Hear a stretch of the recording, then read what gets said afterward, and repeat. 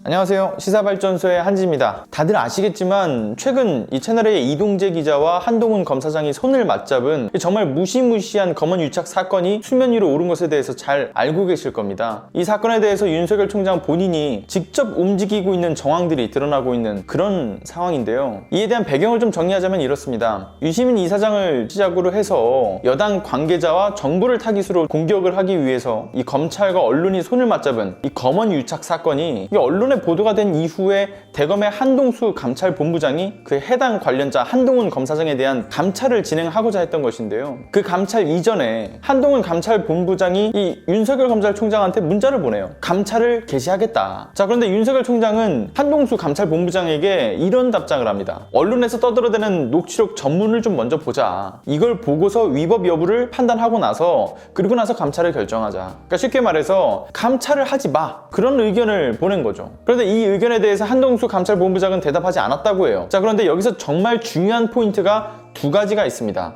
일단 먼저 첫 번째, 대검찰청의 감찰본부 설치 및 운영규정 제4조에 따르면 감찰은 검찰총장에게 감찰을 개시할 땐 개시를 한다. 그리고 결과가 나왔으면 어떻게 되었는지 이 정도로만 보고하면 된다라고 그렇게 명시가 되어 있습니다. 그러니까 쉽게 말해서 윤석열 검찰총장이 하지 말라고 아무리 떠들어대도 이 감찰 권한을 막을 권한은 없는 거죠. 감찰본부 운영규정에 따라서 이 독자적으로 감찰을 진행할 수가 있는 겁니다. 자, 그리고 두 번째, 한동훈 감찰본부장과 윤석열 총장과의 이 문자, 이 사실이 어떻게 언론을 통해서 드러나게 됐을까요? 바로 이런 문자가 오간 다음날 새벽에 조선일보 보도에서 문자 내용이 공개가 되었고요. 바로 대검 간부 윤석열의 측근 감찰하겠다 문자로 통보, 이런 제목으로 이 조국 전 장관이 발탁한 대검 감찰본부장이 이 윤석열 검찰총장에게 직접 보고하지 않고서 한동훈 검사장에 대해 감찰을 들어가는 것은 정치적 노림수가 있다라는 식의 정말 악의적인 보도를 냅니다. 그리고 조선일보의 보도 이후 정말 수많은 보수 적폐 언론들에서는 너도 나도 할 것 없이 이 현직 검사들의 말에 따르면 검찰 내부에서는 한동수 감찰본부장이 그 윤석열의 항명을 했다. 그리고 감찰본부장이 정치적으로 감찰을 이용하고 있다라고 하면서 되려 한동수 감찰본부장을 감찰해야 된다라는 식으로 정말 악의적인 기사들을 계속해서 쏟아냅니다.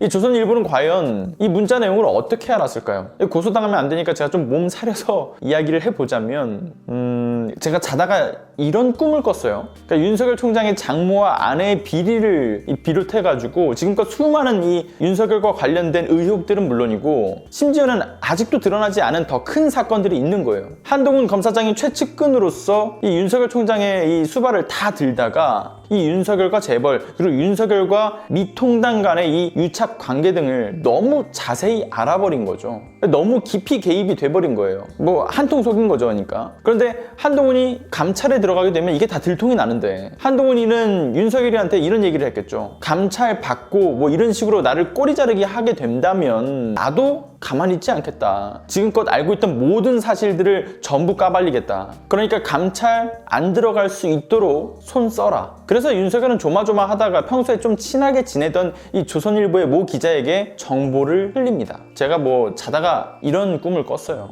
제가 왜 이런 꿈을 꿨을까? 고소당하기 싫어서겠죠. 자, 아무튼 감찰에 들어가면 대검찰청 감찰본부 설치 및 운영 규정 제16조에 따라서 감찰 협조 의무를 지게 된다고 해요. 그러면 핸드폰도 제출해야 되고 출석에도 응해야 되고 답변도 계속 제출해야 됩니다. 이런 행위에 불응하면 그건 또 다른 이 감찰 사안이 될 수 있다라고 해요.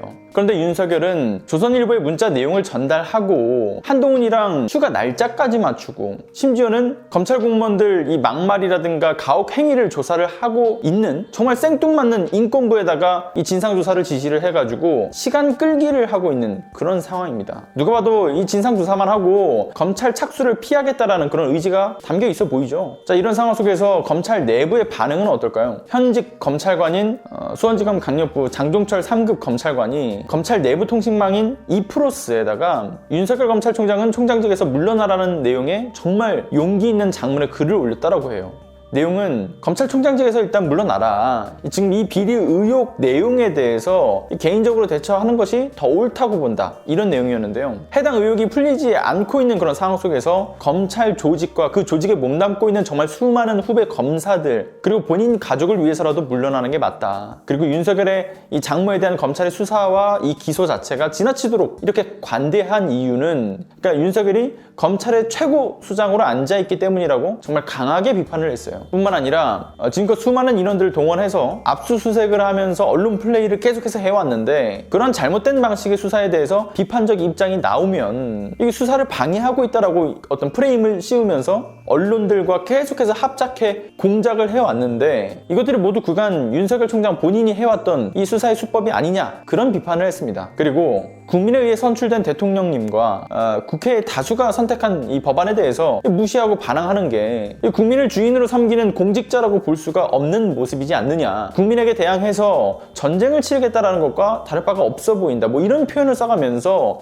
윤석열 총장이 국민이 뽑은 대통령과 국회를 정말 무시하고 있고 이 장관을 무시하고 있는 것 이거 굉장히 바람직하지 않다라는 내용의 글을 남겼습니다. 물론 검찰 내부에서 이 게시글로 논란이 계속되니까 결국 본문을 삭제했다라고는 하지만 검찰 내부에서도 분명히 이런 자정의 노력이 필요하고 그를 위해서는 윤석열이는 내려와야 된다 뭐 이런 쓴소리가 계속해서 나오고 있는 상황인 거죠. 검찰 개혁시키려고 앉혀놨더니만 오히려 더 썩어빠진 적폐 정치의 검찰이 돼버린 이 윤석열 총장 이번 선거가 끝나고 공수처 1호 대상으로 이 모든 의혹들에 대해서 낱낱이 조사를 해야 된다라고 생각을 합니다. 검찰개혁, 그리고 언론개혁, 적폐청산, 친일청산 이번에는 꼭 이뤄내기 위해서는 정말 뭐 시청하고 계신 분들이 건방진 소리라고 생각하실 수도 있겠지만요. 제발 똑바로 투표를 해주셨으면 좋겠습니다. 네, 여기까지 하겠습니다.